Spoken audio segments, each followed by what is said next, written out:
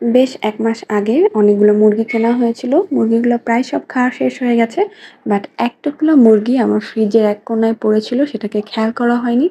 আমি আজ প্রায় ১ মাস পরে যখন ফ্রিজটা পরিষ্কার করার জন্য হাত দিয়েছি, তখন দেখি এক কোণায় একটা মুরগির পোঁটলা পড়ে আছে।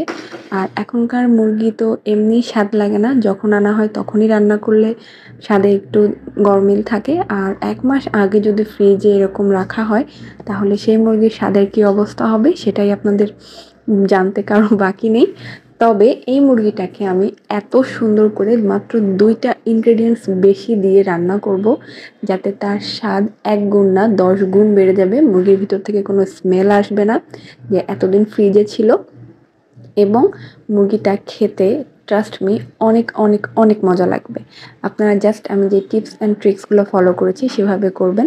প্রথমে কিন্তু আমি কড়াইয়ের ভিতরে হচ্ছে পেঁয়াজ এবং মরিচ এবং লবণ এবং হলুদ দিয়ে সুন্দর করে মুরগিটাকে একদম ভেজে নিব। মুরগিটাকে একদম ভাজা ভাজা করে ফেলবো, হালকা ভাজা করে ফেলবো। প্রায় 50% মতো আমি মুরগিগুলোকে ভেজে নেব। ভেজে নেওয়ার পরে একটা পাত্রে আমি তুলে রাখবো। আর ভাজতে ভাজতে মাঝখানের পর্যায়ে আমি প্রয়োজন মতো গরম মশলাগুলো দিয়ে নিব। আপনারা শুরুতে দেখেছেন আমি মুরগির জন্য ২ টা আলাদা গামলা করেছি। আমি একটার ভিতরে একটা গামলার মুরগি আমি রান্না করেছি, আর আরেকটা গামলার মুরগিতে আমি পুরাটা ম্যারিনেট করে রেখে ফ্রিজে রেখে দিয়েছি যে আমি চিকেন ফ্রাই করে খাবো। আচ্ছা ঠিক আছে, আমি এখানে মুরগিগুলো প্রায় লাল লাল করে ভেজে নিয়েছি। ভাজা হয়ে গেলে এভাবে একটি পাত্রে তুলে রাখবো। মশলাগুলো কিন্তু তেলের ভিতরেই থাকবে, দারুচিনি এলাচগুলো। এর ভিতরে দিয়ে দিব পেঁয়াজ বাটা, রসুন বাটা, আদা বাটা, শুকনো মরিচ বাটা, একটু ধনিয়ার গুঁড়া।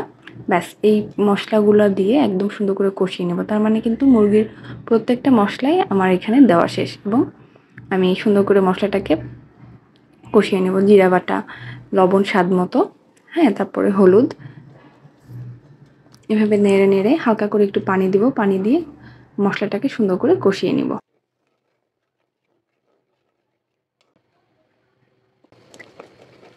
এখন দিয়ে দিব যেই জিনিসটা, এটা হচ্ছে আমি বাদামটাকে পেস্ট করে আমি এখানে ব্যবহার করেছি।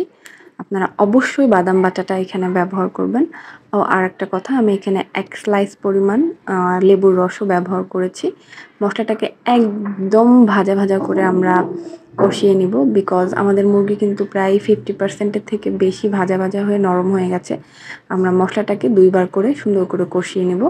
আর এভাবে এ পর্যায়ে মুরগিটাকে ঢেলে দেব। ঢেলে দিয়ে সুন্দরভাবে নেড়েচেড়ে মাংসের সাথে মশলাগুলো মিক্স করে নিব, এবং আবার অল্প একটু পানি দিয়ে মুরগিটাকে নেড়েচেড়ে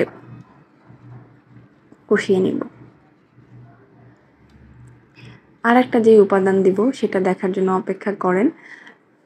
এই ২ টা উপাদান দিলেই জাস্ট আপনার বাদাম বাটা, ১ স্লাইস লেবু, এবং আমি কিছুক্ষণ পরে দিব হচ্ছে টমেটো সসটা। আপনারা আবার টমেটো পেস্ট করেও দিতে পারেন। টমেটো পেস্ট না করে আপনারা টমেটো সসটা ব্যবহার করবেন। আমি এখানে প্রায় ২ চামচ মতো টমেটো সস ব্যবহার করেছি।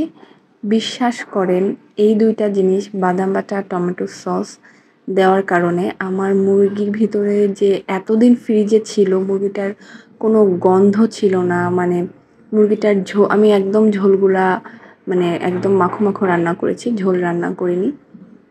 এত সুন্দর হয়েছিল খেতে, এত সুন্দর হয়েছিল, একবারেই দুপুরবেলায় আমার অর্ধেকের বেশি মুরগি শেষ। মাত্র ২ কি ৩ পিস ছিল রাতের বেলার জন্য।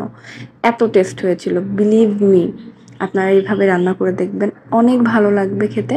রুটি, পরোটা, ভাত সবকিছুর সাথে খুব সুন্দর করে মজা করে খেতে পারবেন। তো আজকের মতো এখানে বিদায়। আল্লাহ হাফেজ।